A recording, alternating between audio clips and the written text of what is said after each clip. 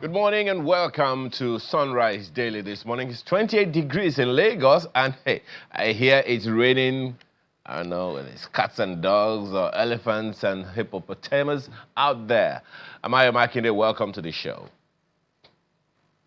Similar weather here, Ayo. Good morning and welcome. I'm Kayla Megwa. It is cloudy. I think the rains, you know when the Bible says when the clouds are full of rain, they empty themselves. It feels like there's going to be an emptying all Well, day. it's already empty today. here in Lagos. But we are grateful for the rain. Welcome everyone to the program. It's political season, so a lot of our conversations will be around politics. We're going to start off with a right of reply this morning, Ayo, and our guest is already seated here.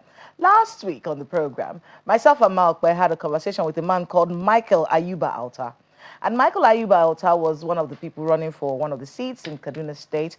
And he had alleged, right here on the program, that there was no election. In fact, he made some very interesting accusations. We took our time to speak with him, find out what his history was, find out the reason why he's accusing the APC in Kaduna State of being unfair to some of the aspirants. Well, after that conversation, someone decided to give us a reply, and we opened up the door to the right of reply right here on Sunrise Daily. So joining us this morning is a chieftain of the All Progressives Congress from Southern Kaduna, Mr. Edward Alta. No relation, by the way, to Michael Ayuba Alta, who was here last week. But thank you so much for being here with us on the program. Thank you for having me. All right, so let's get down to it. These accusations about elections not holding, about people, in fact, in the case of Michael, he says that they told them to go into the office, the APC office. They were there waiting. Elections hadn't held. And then all of a sudden, on the social media platforms that they were looking at,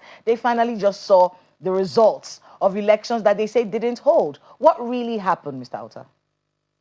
Well, let me first and foremost say that I'm very surprised that somebody of Michael Alta's status and stature would come on national television to come and tell such a lie that primary elections didn't hold either in Southern Kaduna or in Kaduna State, because primary elections did, hold. And I was in Southern Kaduna on the day of the primary election. Okay. I was on ground.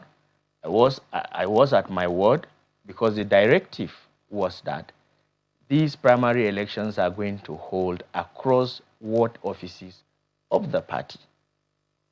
So whether you're an aspirant or you're a party member who is desirous of participating in the process, where you were expected to be on that election day is your ward office, not your campaign office. Because presumably, campaigns were supposed to have concluded a day before the primaries.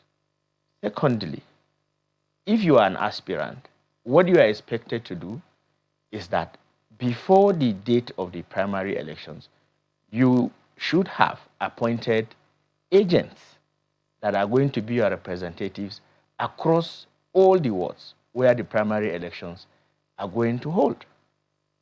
So, did Michael Alta and those people who are complaining, did they have their agents at the various ward offices, and those agents told them that primary elections didn't hold? Perhaps the answer is no, because if they did, those people, 87 videos. Yesterday, I sent it to your producer, videos of people queuing up, videos of counting being done, and videos of results announced at the various ward offices of the party. Videos of what wards?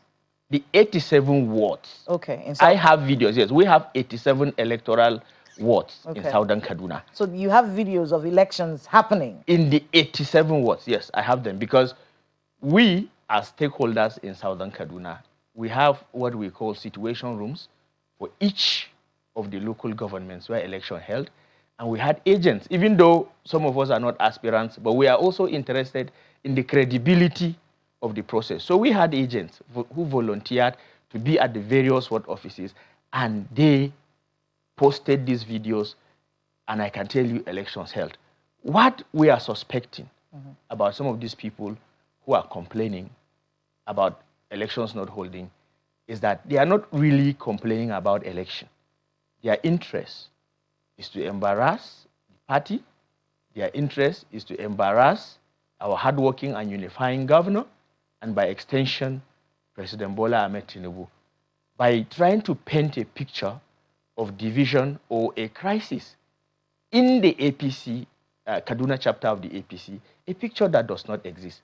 And I want to use this platform to advise them to desist from what they are doing, come back if genuinely they are in the APC, if genuinely they believe that President Asiwaju Bola Ahmed Tinubu has performed exceedingly well for the people of this country, especially for the people of Kaduna State and Southern Kaduna, they should come back, join forces with other progressive elements within the party to see that we deliver APC in 2027. Because if you listen to what they are saying, basically it's about threatening the party, threatening the president about 2027 to say that, look, if we are not given the tickets, we are going to work against the party, or that the party is going to lose election. He mentioned elections not also holding in Zone 1 and in Zone 2. And I know that the man in Zone 2 that is also complaining is the former Speaker of the Kaduna State House of Assembly. And the message they are passing... Yusuf Zailani. And the message they are trying to pass across is that if they are not given the ticket, APC is going to lose the presidential election, and that those who allegedly manipulated the process are trying to jeopardize the re-election of President Bola Ahmed Tinubu. And I asked the question, Zailani was the former Speaker of the Kaduna State House of Assembly. In 2023, President Bola Ahmed Tinubu failed woefully in Kaduna State, right under his watch as Speaker. President Tinubu failed his ward, his polling unit. He failed the Speaker's ward. He failed the Speaker's local government. He lost in the Speaker's senatorial zone, and by extension, he lost in Kaduna State by a wide margin. In fact, Atiku Abubakar got his highest vote in the whole country from Kaduna State. So when you were on seat, you could not deliver the APC in the general election. Is it now that you are out of seat, and because you are not given the ticket of the party, that you come and start threatening fire and brimstone? Please, let's get serious. In 2027, the people of Kaduna State will be voting based on the record of performance. Okay, so let's get a few things out of the way. So the other agrees, and you mentioned one of them, the former Speaker of the State House of Assembly, Yusuf Zailani. There's also Mohammed Muazzu Makadas, and as alongside Michael Ayuba Alta. Now, has there been any, because they said they were going to appeal to the national body of the APC to look into the matter. Has that happened? Are you aware of any of that happening? I am not. And that is where I just tag them mischief makers. Because based on the timetable of the party, yes, the procedure is that there will be screening. After screening, there will be primary election. After primary election, those who are dissatisfied with the process are supposed to write an appeal and submit before the National Appeal Panel. You're not aware of any appeal? Yes, even before that, what I'm trying to say, even before the appeal panel had arrived Kaduna to sit, or before the appeal panel was even constituted, a day after the primaries, they went and gathered a few people around the party office, protested, called the press, and started, issuing threats and what have you. So somebody who is really interested about seeking redress would have, first of all, exhausted all the internal mechanisms of the party. And then when justice is not done, the person can now begin to go to the press, the person can now begin to threaten court action, or even threaten the 2027 general elections. But they didn't do that. To the best of our knowledge, even here, I think he mentioned it, they did not submit any He said he hadn't done it yet. He said he hadn't submitted it yet. So ask him, you should have asked him. There is timetable for all of this. It will be done in time. Yes. And he said it would. That time had lapsed. So they are just rabble-rousers. They are just people who are trying to paint a picture when they were joining the APC. In APC Kaduna. This was a conversation that we had when everybody was joining the APC. It does feel like in many cases, the doors of the APC were opened. We heard the national chairman of the APC and a lot of you speaking up. Join the party. Our doors are open. Don't worry, we cannot. And at the time, we kept asking the APC, can you accommodate the political ambitions of all of these people? What about people, for instance, how long have you been in the APC? I have been in the APC for about 7 months now. 7 months now? Yes. Where were you before? I was in the PDP. Okay, you went together with the incumbent senator from Southern In the Kaduna. case of Michael Ayuba, he was in the Labour Party. Yes. So there has been a lot of ins and outs going on. That is the issue, Mr. Alta. When all of these movements are happening, your political ambitions will start to jam each other. Well, and when that happens, you now have a situation where people are now threatening the ability of your party to win because they are not happy, they weren't given whatever they were promised. Was there any promise given to people when they were joining? Oh, we'll give you the ticket. Don't worry, just join us, we will help. Was that said at all to you? Hell no. No promise was made to them? No promise was made to anybody.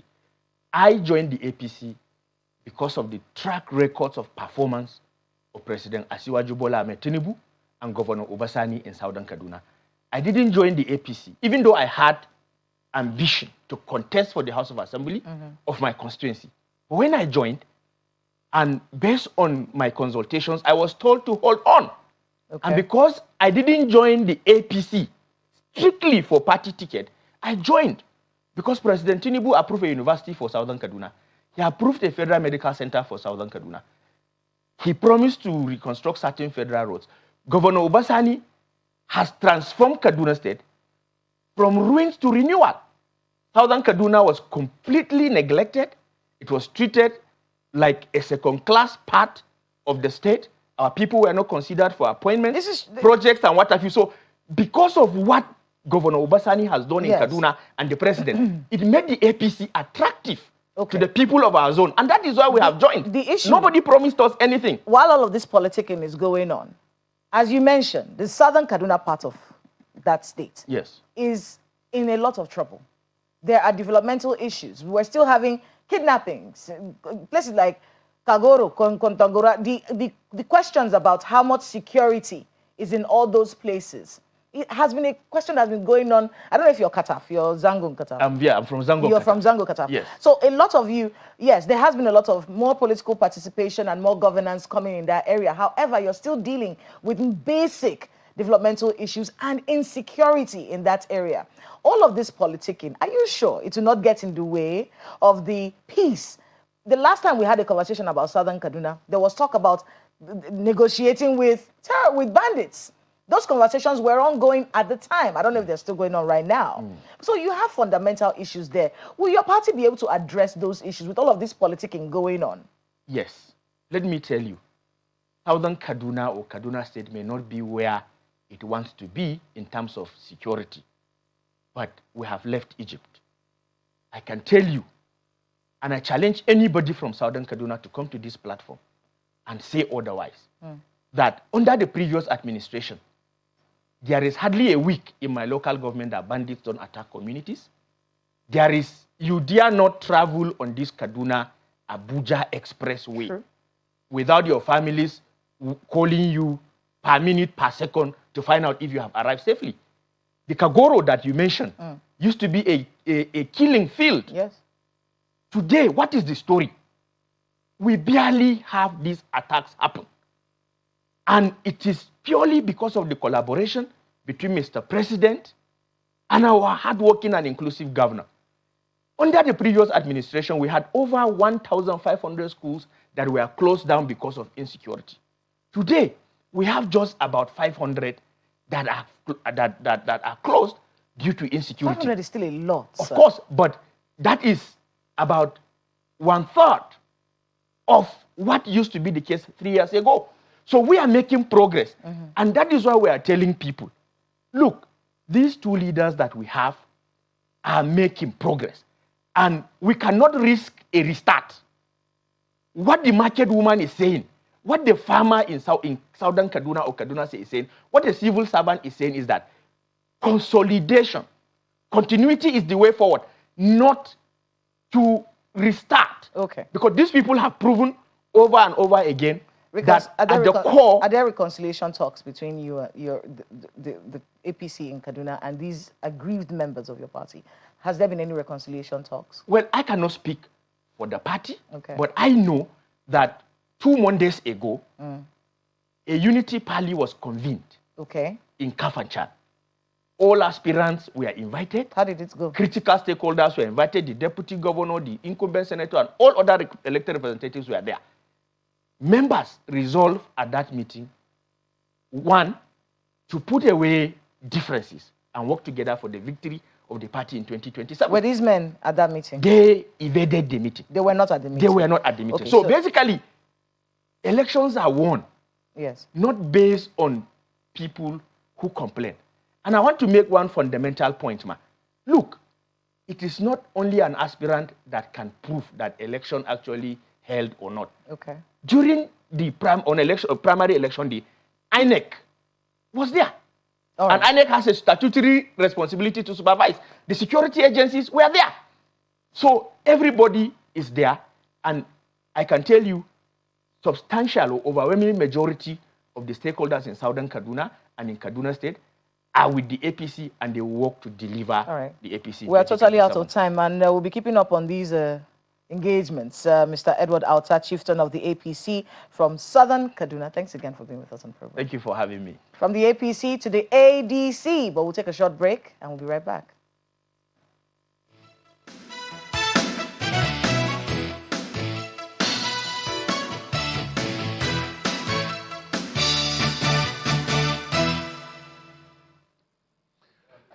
So from Kaduna, we go to Edo State this morning, and our guest is already seated. He is a special advisor on youth to former Governor Obaseki, a chieftain of the ADC and candidate for House of Reps or Federal Constituency.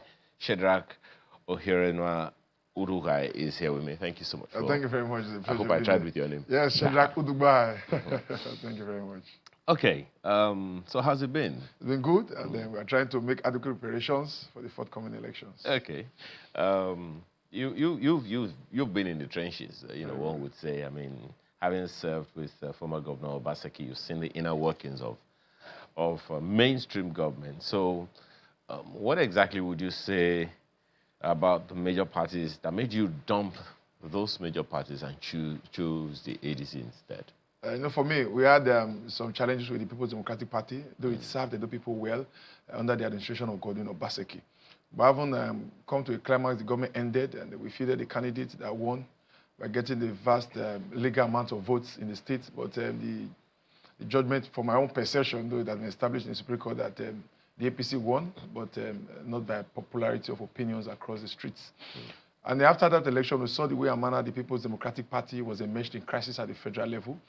And it was not hard to decide who were the national executives. Some persons within the party made it practically impossible for the party to come together to hold the national convention, put in place a functional NWC. We saw all manner of litigations.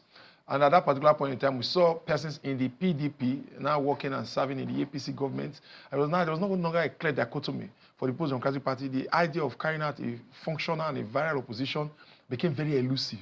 And we saw persons slowly leaving the APC, the PDP, to sort for another political option. Because it now looked as though, at that point in time, the PDP was not behaving like an appendage or a subsidiary of the APC, and not willing to checkmate the inadequacies and the corruption and the malfunctioning of the All Progressive Government and the government of the day. So we now felt there was a need for an opposition that could really stand with the people and offer competent alternatives in terms of not just in winning elections and in changing government, but at least at this material point in time, ensuring that the government does what is needed is a reflection of the yearnings and aspirations of the people. And that's why persons like Alhaji Atiku Abubakar and a host of others left the People's Democratic Party and fell into the coalition called the African Democratic Congress. And when I saw that it's the ADC now that now offers strong opposition to the Nigerian people, is succor, an option. So I also had to move from the People's Democratic Party to identify with the ADC, because the APC, the All Progressive Criminals, was nothing worthy of. What did you...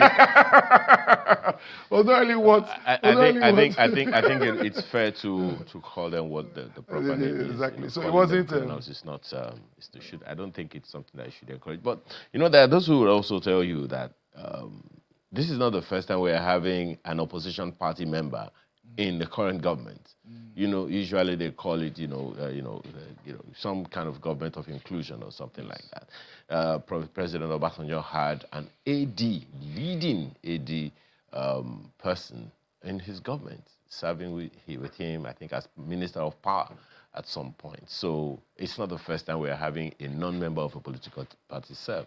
In fact, there are also those who would remind you that Governor Bala Mohammed of Bauchi State served in an opposition as an official in a government while he was in opposition as well. So it's not a thing that is new.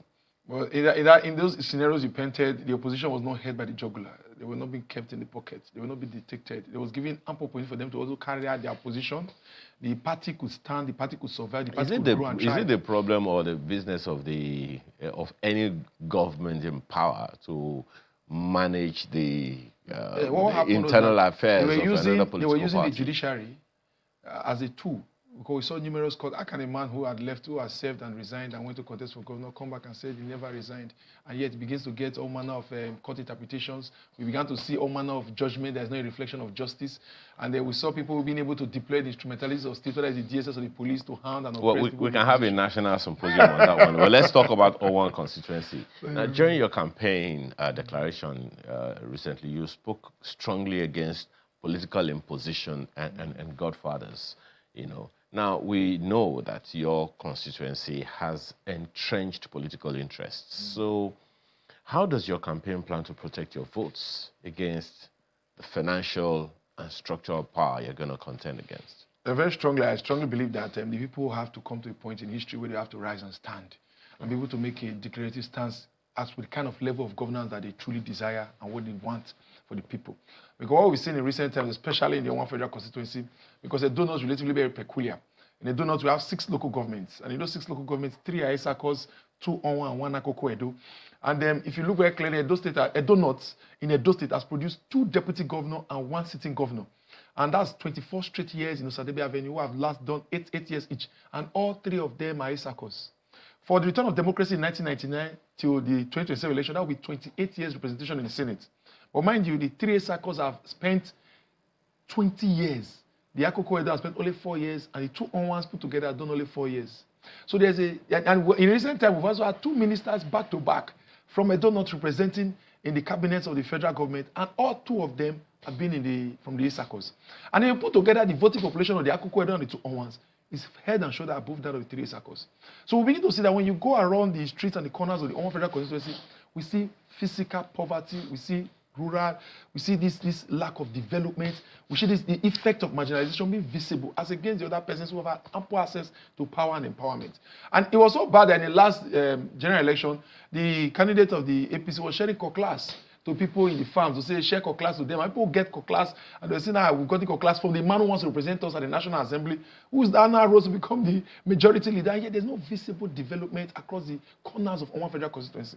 And in this same situation, the opposition will not be able to now provide a viable option to say, because even the persons that have come out in time past to challenge the APC in this place, they don't have the fight, they don't have the capacity to mobilize the people organically, to let them know these are what the issues are, and we're able to stand, because election to legislate is not just about money. The people know that this man has the competence, he has the character, he has the capacity to stand strong and defend their vote and work with them to prepare the structure for them to engage the process. Money politics will not be the mainstay. So for us in the Onwan Federal Constituency, we will be able to at least organize ourselves, first against political marginalization, against the grass underdevelopment, because the communities are majorly rural, and you see youth, young persons who are attained education, who are able to at least to engage themselves, to at least ensure that they are able to prepare themselves for a more productive and fruitful life. But they are being relegated to the background, going back to farming. And when this House of Reps, House of Assembly, Senatorial Carry Command, they begin to share something like grinding machine, they begin to share a hair dryer, they share, at best, they share Okada. And I begin to wonder, are these the things that can really emancipate the people and put them where they ought to belong? You know, there are those very irritating. some of the people in your constituency will say that we've heard this before. Because, as you said, 27 years down the line, someone must have said the same things you're saying now to them. Look, we don't have the numbers, we don't have the influence, and money politics shouldn't be allowed, and all of that. And the people's lives, as you said, 27 straight years, the people's lives haven't been made any better as a result of that. So I'm not sure you are speaking something that they have not heard before. The question is, what's going to be different? Should they even give you a thought at all? They're hearing it from Honorable Sheda Kudubai. For me, even while I was in government, I've been able at least to distinguish myself as someone who has the requisite competence and character, the courage to engage in opposition politics and get something meaningful for the people. And then even when we've been in government, and then in the way and manner the politics is being organized, the first of all, you need to understand that the people need to be educated and oriented. Because this issue of weaponization of poverty is really is a domineering factor in Nigerian politics, whereby the people are so poor that it's practically impossible for them to do away with the leaders and masters who consider themselves as principalities within the political structure. Essentially, you are saying that even the governor of Obaseki government that you served with was not able to alleviate the poverty of your own people. At the time, to a large extent, he did some interventions that worked. So, but you still say now that there's pervasive poverty in the entire constituency. Yes, because what is allocated to them, APC of federal representation. Because when you have someone, because we believe strongly in the issue of why we agitate for zoning and rotation, is because we have equal access to power and empowerment. Because if you have someone from your own federal constituency sitting in the seat of power, you are legitimately guaranteed of some due access. There's some level of development that has been attracted to that constituency by virtue of him being from that place. And some persons around him will be able to also have access to power and empowerment. So in all of these arrangements, if the people are not able to throw up leaders that's really indigenous, who can go up there and bring to them what is rightfully theirs, or make people-oriented policies, then that gap exists. Of course, Governor Basco was governor, and he did some strong interventions on our people, some of the linking roads he tied, and some of the healthcare centers and schools he produced.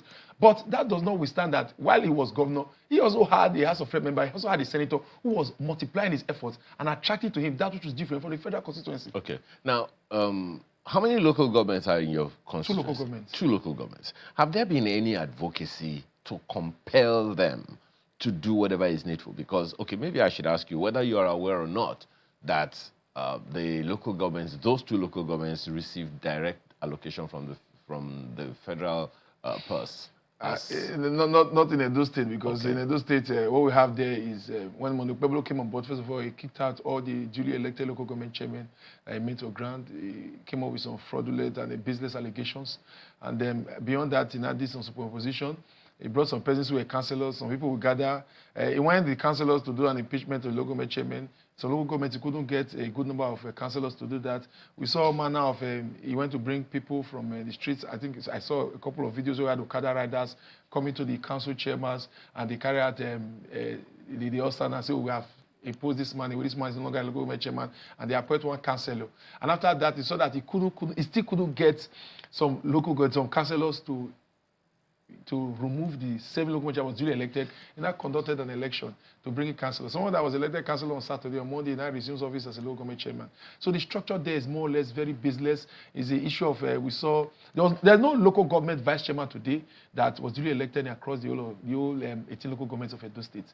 And all the secretaries and all those appointed positions, and maybe the leader brings his friend, brings his brother, and they bring his child and all of that. And those kind of leadership, if the people do not genuinely choose their leaders, then their leaders will not be able to serve the people organically. So those people who are there, they answer to the governor, to the leaders. And what we say in the local government do not have those autonomy you spoke of. They don't have access to our funds. They are unable to do anything. They don't give them a statutory allocation to pay the local government, the staffs they have at the local government level. And after that, it's a story for another day. It's the Monday Pueblo who takes money to buy a tractor and dash to local government. Local government money to buy. I apologize. It's interesting that you put it that way, because there are those who would expect that influential people like you would have mobilized your own people for advocacy. There's nobody who is a politician in Edo State that does not know Honorable Sheda Kudubai as a state politician. Has not heard my voice. I speak very strongly. I've spoken repeatedly and strongly. Why the Obaseki government fell into, at least people left. I didn't think it was a one-man soldier. That is why I now had to get down to the trenches, get the ticket of the ADC, a political party, a platform that is interested in ensuring that power is returned to the people, so that I, Sheda Kudubai, will now mobilize our people for meaningful and productive contribution at all levels of governance. Okay. Now, mainstream parties traditionally use young people as campaign foot soldiers, from time to time. Then generally just discard them after the elections. Now, you have managed youth affairs at the state level. So how is your candidacy under the ADC structurally shifting young people from the streets into actual decision-making rooms? For us, the ADC to a large extent has been a very wonderful platform because I've been a strong agitator for youth inclusiveness in politics. And why we advocate for youth inclusiveness in politics is the same reason why we advocate for women inclusiveness in politics. Because we believe that if democracy is a government of the people, by the people, for the people, then it should be a clear reflection of the people it seeks to serve. If the society is made up of men, women, and youths, then the government should also be made up of men, women, and youth in similar proportions. Because no matter how intelligent a man is, the man cannot think like or for a woman. That's why you cannot have a commissioner for women affairs and give it to a man. You cannot have a woman leader, either at the local government or the world level, and give it to a man. Even if the man has 10 wives, is very popular among women, it is still a role reserved to a woman. So also in government too. Because even the youth is even more critical. Because the kind of policy formulation and implementation we see in the Nigerian nation state does not capture comprehensively the interests of the Nigerian youths. That's why over civil sector, you see ASU keep going on strike. Because what are the people that ought to benefit from a very functional education, functional, viral and sterile education system is the young people. What are the people that need to be catered for in terms of creation of jobs and empowerment and employment is the young people. All of these things are being kept at bay. They're not being produced, they're not being made, they're not being effectively legislated over and implemented by the executive arm of government because the youth are not purposefully represented at that level of government.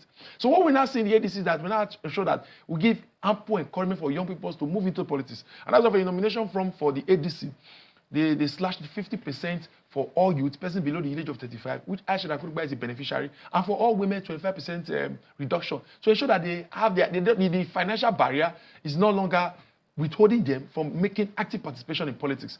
And thank God for the personality of the person we now have as the candidate of the ADC, Alhaji Atiku Abubakar. He's a man to a large extent who will say, they've said, he's an octogenarian, he's a septuagenarian, who is from the OJ, but the man has shown great disparity in terms of great courage in putting everything together. Because his capacity and his competence cuts across both region, religion, and generation.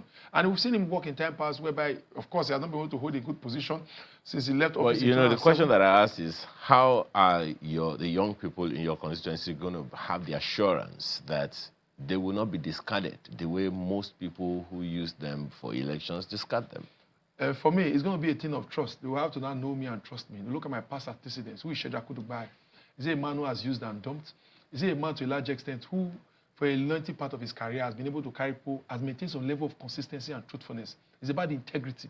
And what are the factors that will necessitate him leaving us if he eventually chooses to? So for me, I strongly believe that they will see me for who I am. They will understand my policy direction and the interest of whom I seek to serve. Because I strongly believe that the youths are not just the leader of tomorrow, they are the leader of today. And we need to give them ample opportunity across all levels of government to begin to make meaningful and purposeful contribution and create a future that they will want for themselves and the forthcoming generation. So I strongly believe that speaking to whether Shedrack Kudubai will consistently remain, will live the gospel it preaches, speaks to the consistency of my character, my personality.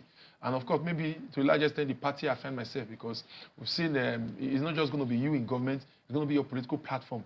Wanting to effectively and purposefully carry the youths along. And I strongly believe that the ADC offers such a platform as against what we currently have today in the APC.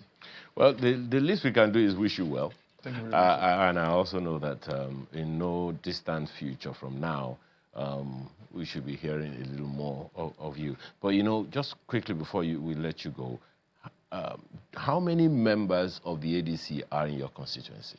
A good number of them. I've moved. Despite the fact that I was went for party primaries, I moved across the 22 wards of one federal constituency, from ward to ward.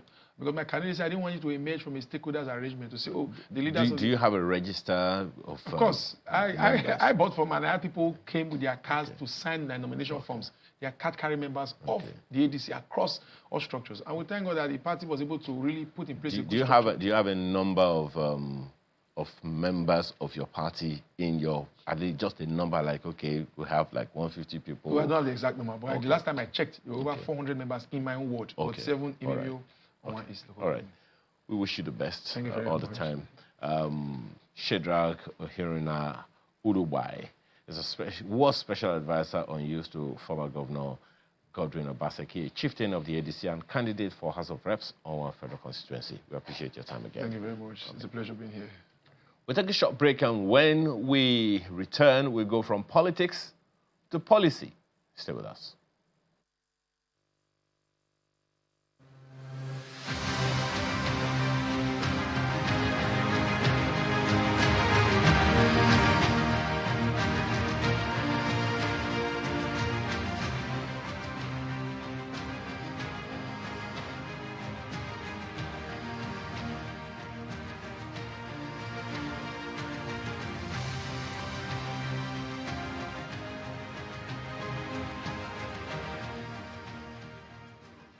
our nation has been a consumer of foreign-made vehicles, a trend that has limited our economic potential and hindered the growth of our local assemblers. Today, under the guidance of Nigerian First policy, we are fundamentally shifting the paradigm. We have to thank the Mr. President who has come up with this policy. And we promise him, as automotive manufacturers and the regulators in automotive sector, that we will not fail him. For us at BPP, it is about ensuring value for money. In fact, call it value for life, transparency, lawful process, and measurable national benefits. Public funds used for vehicle procurement must not only procure assets for government use, but must also support industrial growth, reduce procurement abuse, and improve accountability across the system. So we're talking policy, the Nigeria First policy, the renewed hope Nigeria First policy. And as you heard there, trillions of naira leave Nigeria every year to import foreign cars. And a lot of that is from ministries, departments, and agencies. This has been going on for a very long time. But the National Automotive Design and Development Council, NADDC, they've launched the Nigeria First policy. And they're making it an offense, by the way, for any government agency to buy foreign vehicles over locally made ones, just so we can get an idea of what all of this is about and how it's supposed to work. Joining us right now in the studio is Mr. Joseph Osanipin. He's the Director General, National Automotive Design and Development Council. Thank you so much for being with us on the program. Good morning. Good morning, Kela. All right, so let's talk about this policy and why it's so important. I remember at the time in 2025, when the Renewed Hope Nigeria First policy was first promulgated, the idea was to counter a projected GDP slowdown, stop import dependency, combating mass unemployment. So let's talk about that and why it's now a crime for government agencies to favor foreign cars over locally made ones. I don't want to say it's a crime, really, but it's a policy of the government. Mr. President launched Nigerian First policy, which means we have to take Nigerian first in every decision, in every endeavor. Think of Nigerian first. Whatever you are doing, how is it going to benefit Nigeria? And that's what Nigerian policy is all about. And coming back to automotive, we know a lot of funds, Nigeria, especially MDA, spend on automotive annually. And we know that if this fund is committed to local manufacturing of this vehicle, it's going to provide employment, it's going to conserve our foreign reserve, we are even going to export more. And then because of automotive is unique, because it has a lot of multiplier effects, automotive linked to different other sectors. You talk of steel, you talk of plastic, even the fabric, all of them, technology. You see, when you bring everything together, you know that automotive is critical. And when you spend on automotive, you are indirectly spending on all this. And that's why we start with MDAs. Mr. President realized that we need to promote made in Nigerian goods. We need to consume what we produce and produce what we consume. And that's why we are coming with Nigerian First policy and asking MDA to lead the charge. Lead the charge by making sure you spend government money, because the money you are using to buy this vehicle belongs to government, belongs to Nigeria. So let's spend the money to buy Nigerian-made vehicles. So let's see how you're going to get that done. How are you going to get these MDAs to obey this order? Okay, so we move first with Bureau of Public Procurement. Okay. Because Bureau of Public Procurement, by law, most of the procurement have to be sanctioned by a Bureau of Public Procurement. And what we have done with Bureau of Public Procurement is, if you need if you want to BPP to support you or give you any certificates so that you don't go ahead to advertise, then there's going to be condition attached to it. And that condition is that you have to go to local assemblers. So we have the list of local assembler that we update because why we have to update is because any assembler that fail to meet the requirement will be out of that list. So BPP have those lists. They will tell you, we are not going to choose for you who the product you are going to buy, the brand you are going to buy, but you have to buy among this. If you can't buy among this, then you can't spend government money in procuring it. And that's what we are doing. That's why we went through BPP. And BPP has prepared this document, which I'm sure by now must have been sent to the SGF office, who is going to do a circular to all other MDA, informing them this is the decision of this administration. This is the decision we are implementing Nigerian First policy, and this is how we want it. If you want to spend government money to buy vehicle, it have to be those ones assembled in Nigeria, because that's how it's going to benefit Nigerians. When you say MDs, does that include the villa, the presidency? The president's car have to be a locally made car? Because it's not right now, is it? So, okay, let me tell you. And every other government official in the National Assembly, the villa, all those places. Are you looking at those places as well? Yes, let me tell you, for every vehicle, there are some vehicles that are special vehicles. And there are some special vehicles. You want to bring some special vehicle into Nigeria as of today, sometimes you may need NSA's approval. So when you are coming in with special vehicle, it goes beyond it because you need an approval from NSA and most often from NSA. So those vehicles you just mentioned, like if it is president, it's going to be special vehicle because of some gadgets and every other thing, security issue that are going to be involved. What do you mean by special vehicle? Is it locally made or not? Even we have some special vehicle. Proforce is making some special, like Proforce, for example, most of the I don't want to go into a lot of security issues, but a lot of security vehicles can be manufactured locally. But there are some that cannot be done locally. Like the president's own? There are some that cannot be done locally, and those ones that cannot be done locally will be categorized as special vehicle. Because what we are looking at is, you bring your brand. This brand is done locally.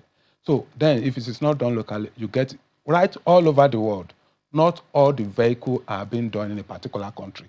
You go to South Africa, even in China, there are some type of vehicle that are not being made in China. So when you need those ones, you have to bring them in. So those ones are special, and those ones cannot be covered because if you don't have them made in Nigeria, you cannot force people to those are the major ones. If we're trying to put Nigeria first, I would think that your agency would want to start with the president, you know, start from there. If you start from the person who's making the policy, the person who's asking us to obey the Nigeria First policy. I don't know if you understand what we're talking about here, because it does feel like, oh, if he's not going to obey, why should anyone else? President is going to obey. You will see, when I say special, not all the vehicle will be special. So if you have over 1,000 vehicles, maybe 2 or 3 will be special. And those 2 or 3 will not be the one that will decide or will determine whether that policy is a success or not. You know, one of the reasons why this policy was made, and I'm looking at it, it was made in 2025 to reduce cost of governance. It was also one of the ways to reduce cost of governance. Yes. Now, if you're not reducing the cost on this side, but you're reducing the cost on this other side, it feels a little unfair, doesn't it? If you're going to reduce cost of governance, and you say you're committed to reducing the cost of governance by ensuring that MDAs apply Nigeria First in every car that is being used, especially at government levels, it would be a good example, don't you think, for it to start from the top? Yes, you will see, you know, as I mentioned, apart from 1 or 2 vehicles that may be special, every other vehicle will be special ones will be more expensive than others. You know how much these things cost? That special vehicle will be more expensive than others. Even if you do special vehicle in Nigeria, yes, it will still be expensive because it has to be armored. And we do armored in Nigeria. So, but before you can do armor, you have to have some security check. So that's why I say I don't want to talk much on those, but because you realize that majority of the vehicle are not armored. Majority of the vehicle will not need to pass through NSA before they can get this. So those ones are special vehicle. But apart from all these ones that are special vehicle, and those ones that we have capability, that's part of what the policy says. The policy is what we have capability to produce. So anyone that we don't have the capability, yes, we understand that. But it's based on what can we do? What do we have the ability to do? And it is those ones that we have ability. Immediately you can have a local substitute. Then you have to use that local substitute. So let's talk about what we have the capability to do right now? What are we able to do? How much can we deliver? These are a lot of agencies. These are a lot of cars. Can we deliver locally on that demand? Yes, when you talk of utility vehicle, for example, a lot of pickup. When you look at government vehicle, the vehicle that governments are buying, you realize that majority of them are utility vehicle. The one we call pickup, fine, and we have capability to manufacture and assemble a lot of pickup in Nigeria. Then you talk about passenger cars, that is the sedan car. We have ability to assemble them. Then you talk about SUV. We have a lot of assembler that are producing SUV. All this one I've mentioned, Innocent alone can produce all of them. Then you go to buses. A lot of CNG buses are being assembled right here in Nigeria. So you have the major one that we use are utility vehicle, SUV, passenger cars, and commercial buses. All this one can be assembled right here in Nigeria. A lot of people are asking us questions about special vehicles and armored vehicles. They're saying there's an e-Pale. They say e-Pale does special vehicles and armored vehicles as well, and they build here in Nigeria. That's why I said that is the government going to prioritize these people? Yes. Okay. That's why I said anyone will have ability to produce. I mentioned one. I just mentioned Proforce because if they produce a lot of security vehicles, and that's one. And I've seen some people that have done demonstration, even to police, after this policy came up. They've done a lot of demonstration about the vehicle design and produced right here in Nigeria. And by the end of this, on Saturday, another company is going to launch another security vehicle in Akure on Saturday. My colleague in Lagos has a few questions. What I wanted to know was whether you were going to prioritize these local ones. But we are going to prioritize them. Okay, go ahead, Ayo. Well, thank you, Kayla. In terms of patronizing, and Kayla, you already said that we need to start from the top. You've spoken about the presidency. Mr. Saniki, it's good to see you again. Now, I remember that about the time this policy came into force last year, about that same time, the National Assembly was about procuring some vehicles. And strangely, people were asking or wondering whether they were going to patronize Nigerian-made or assembled vehicles. Does this policy also compel the National Assembly to do the same? Yes. It's compelled them to do the same. Okay. Now, are there gradations? Say maybe, okay, we exempt the Senate President or the Speaker of the House. Are there gradations, or is a blanket thing? Everyone must patronize made in Nigeria or assembled in Nigeria vehicles? Yeah. Okay. In as much as the type of vehicle you want to buy, at the time you have the substitute right here in Nigeria, you have to buy the Nigerian own. That's what I mentioned when I said special vehicle.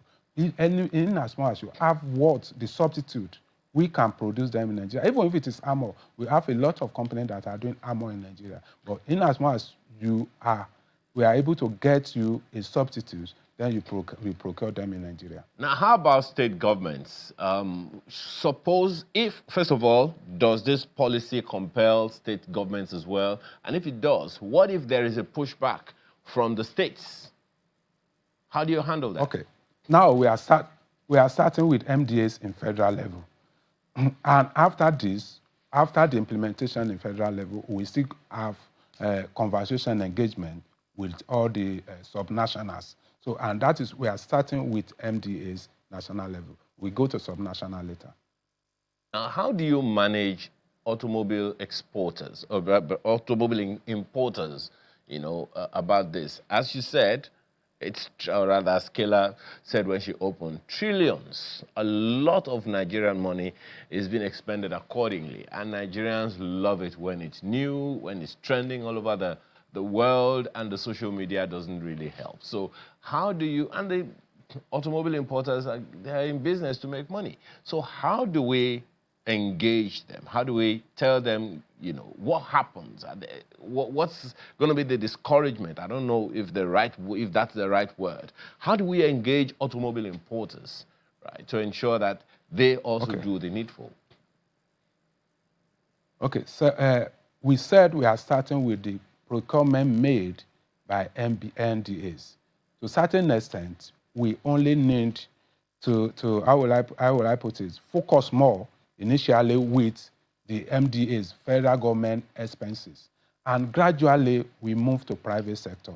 And for the importers, we are already, before now, we don't normally have that handshake with AMDON, that is Association of Motor Dealers, and these are the importers also. But as of today, we are already with them, we are regulating them, we are registering them so that we know the activities of all the motor dealers across the country. We have close to 50,000 of them, and we already have a platform where all of them can register at the comfort of their home. So with this, it is easier for us to know and have the details of every vehicle that are coming through the recognized dealers, and those ones that are coming in through unrecognized dealer. That's those that fail to register with us. And we are working on that also. We want to ensure that every dealer is registered and captured. So if you are going to bring in more than 2 or 3 vehicles in a year into country, you have to be a recognized dealer. If you are not a recognized dealer, then you go back and register with a recognized dealer. We get there. We have started it. We've started it toward the end of last year, and the implementation took effect first quarter of this year. So we are on that. But as I mentioned, focus now is on MDA.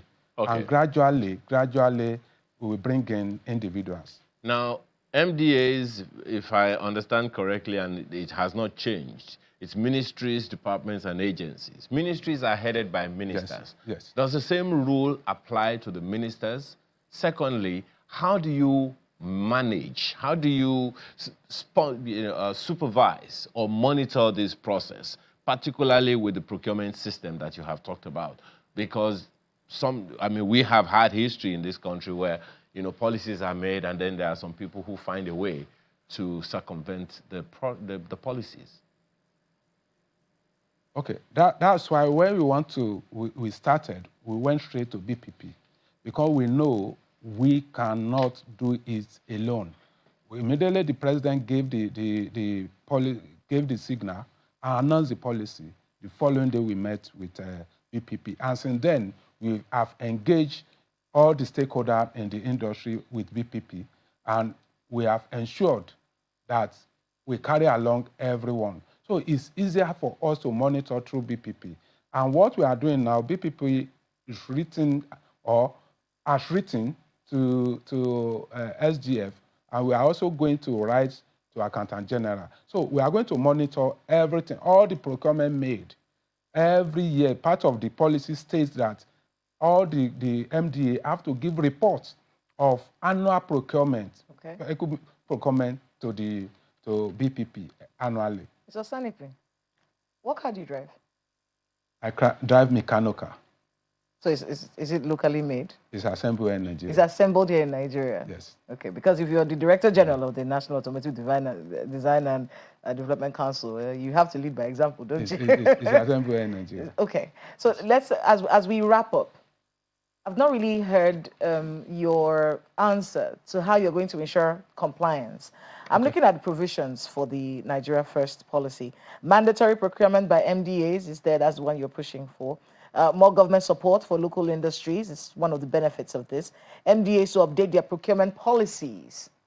The BPP is to maintain and register a register of local manufacturers, and a written waiver for procurement of foreign goods. So any deviation from local sourcing must be backed by strong justification and a written waiver by the BPP. I want to get, because a lot of people would hop on this one and try to get their way despite what the law says. And then leveraging on foreign contracts for local capacity building, and consequences for non-compliance. Sanctions for non-compliance include termination of contracts, financial sanction, and other disciplinary actions, signaling the government's seriousness about this initiative. How are you going to enforce this one? All the sanctions will be enforced by BPP. So it's BPP that will be going from ministry to ministry? No, it's BPP. The way they enforce it, they come for no objection. Okay. BPP will stop that one for any ministry that fail that, they can bar the ministry or the MDA from further procurement of any vehicles. Okay. So all this one, that's why I said it's BPP. Most of the enforcement will be done by BPP. Okay. And since they are going to be submitting annual reports of all the procurement, you know, they submit the procurement plan to BPP even before the procurement. So from the procurement plan, BPP already have an idea of what you want to do in a year concerning automobile.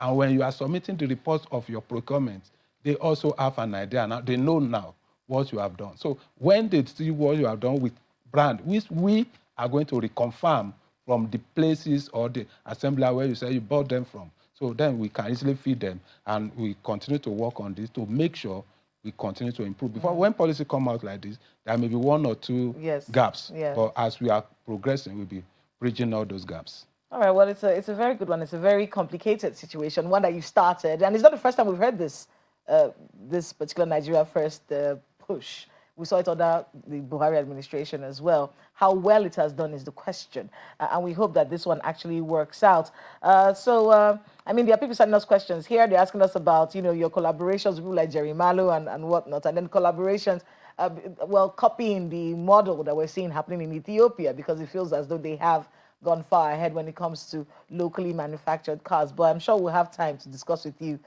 some other time on this particular matter. But good luck, Mr. Joseph Osanipin, the Director General, National Automotive Design and Development Council. Thanks again for being with us on the program. Well, thank you for having me on the program. Well, that's all the time that we have this morning. Thank you all so much for making us a part of your morning. Enjoy the rest of your day. I'm Kayla Magwa. And I'm Ayo Makinemo on Channels Television. Coming up next is Business Morning.